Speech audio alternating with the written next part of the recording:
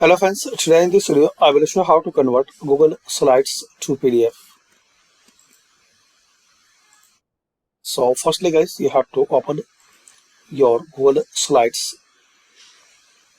As we can see, we have these slides.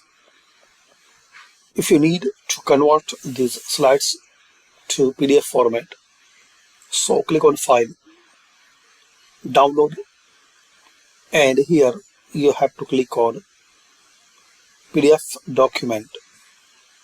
Select it.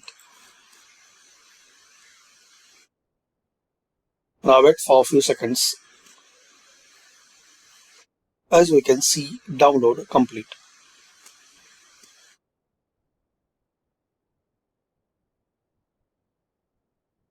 Now open it.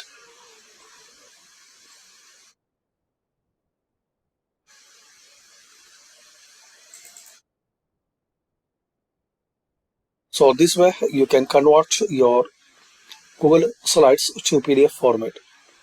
Thanks for watching.